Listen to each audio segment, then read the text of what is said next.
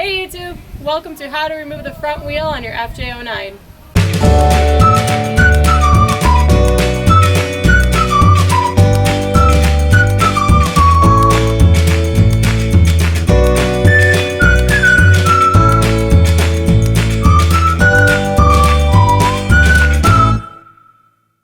In order to get the front wheel elevated in the air, I placed a couple jack stands under the rear swing arm just as a precaution to prevent the bike from wanting to tip backwards as I raise the front of the bike.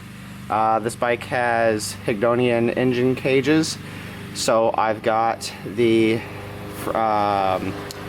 bike sitting on the center stand, jacked up slightly with my floor jack, piece of carpeting, sample carpet in between the jack and the skid plate to prevent the skid plate from getting scratched up on the bottom. Not that it really matters.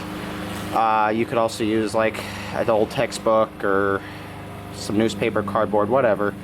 And I'll be removing the rear wheel now at this point, or excuse me, the front wheel at this point, and then the bike will sit here without any wheels while I go have the tires changed. Okay, we're here at the front of the bike and we're going to remove the rear wheel. Why can't I talk? We're going to remove the front wheel. And the front wheel, I've got it on the ground at the moment while I remove both front, left, and right calipers and the wheel speed sensor.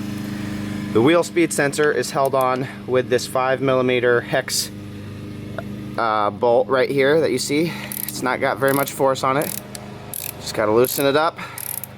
This is one thing I gotta say that kind of annoys me about Yamaha motorcycles, but honestly it's probably every manufacturer, not just Yamaha, is they will do different sizes on the front wheel than they will on the rear wheel. For example, the hex keys you need on the rear wheel are a number 4 and a number 6mm. The one you need to remove this here on the front is a 5mm hex. It just makes you get another tool out of the drawer, and it's annoying to me. Relatively a minor complaint, but annoying.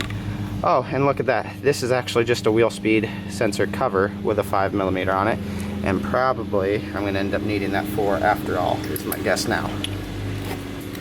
So if you're doing both front and rear wheels, you need a 4, 5, and 6mm hex socket.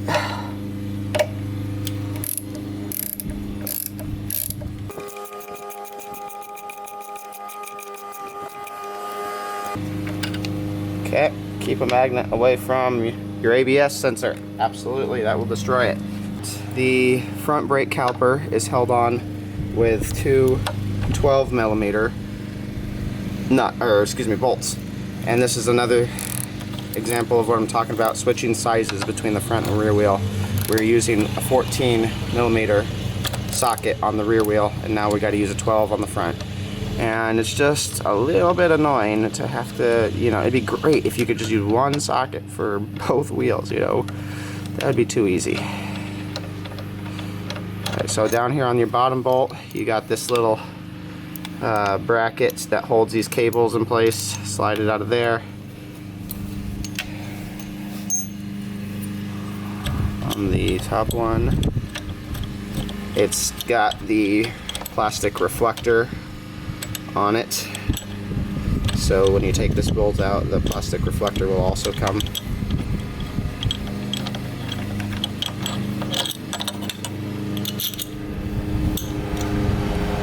And then the caliper will slide off just like that, and it is being supported just out of the frame.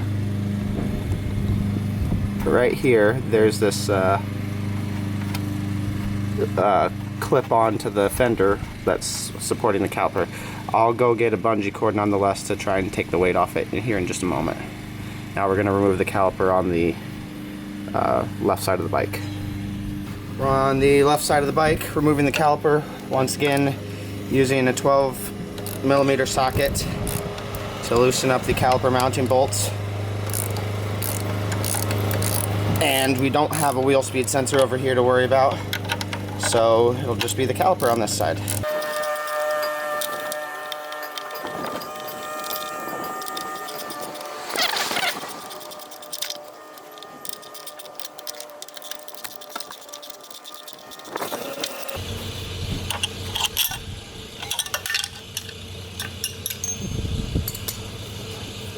caliper slides right off. Get your 6mm hex back out because you're going to use it to loosen the axle hinge bolts. These do not need to come out, they just need to be loosened enough, just like that there's no torque on them. Now we're going to take the axle itself out. Alright, so we're about to take the axle out, which means that we need to have the front wheel, the weight off it. So carefully jack up your front wheel, as we already went over. Just enough to get it in the air. Okay, front wheel is off the ground. Sorry about the mail truck going by. We got our 14mm. Man.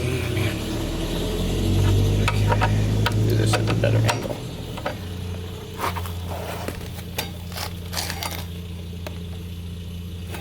Okay, I'm going to actually lower the bike down to the ground to break the torque, and then I'll raise it up. Okay, the torque has been broken. Raise it back up.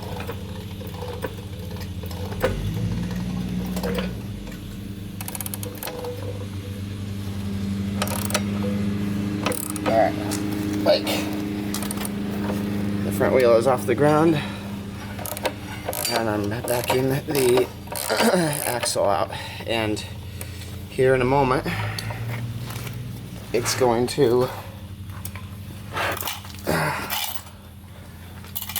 drop the wheel, and I'm going to support it when it does.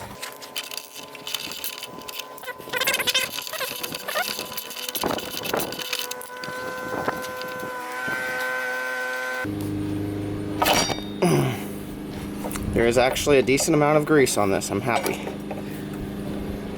Okay, you're not seeing this, but on the left side of the bike, I'm pulling out this collar, just like that, out of the wheel. That would have fallen otherwise. And at some point, the axle's going to come the rest of the way for me. I got to pull without damaging the camera. There it goes. Axle out. And here's the collar on this side. This part is where the axle goes, and this is for the ABS sensor. Alright, and will our wheel pull out? That's what she said. It does indeed slide out of there without having to jack the bike up very much at all. And she's out. Well, there she be. No wheels on her. And now we're going to head up to a little place called Hickory Union Moto in downtown Kansas City, which is a motorcycle type club that specifically is dedicated to working on your motorcycle. They do a lot of vintage restorations there, and like working on old two-strokes, but they've got all the tools that you could possibly ever want to work on your bike, including motorcycle lifts, tire changing machine, and torque wrenches, all your basic tools. And so guys go up there all the time, every night, from I believe it's 5 to 10 or 11 on the weeknights, and then Saturday is 10 to 10, and Sunday is like 11 to 6 or something like that. That there's guys up there just working on motorcycles. So I'm taking the FJ-09 tires up there, and we are going to put on a set of new Michelin PR4 GT, or no, not GTs. GTs go on my FJR. This bike's just getting the regular Michelin PR4s. And so anyway, we'll stay tuned for that.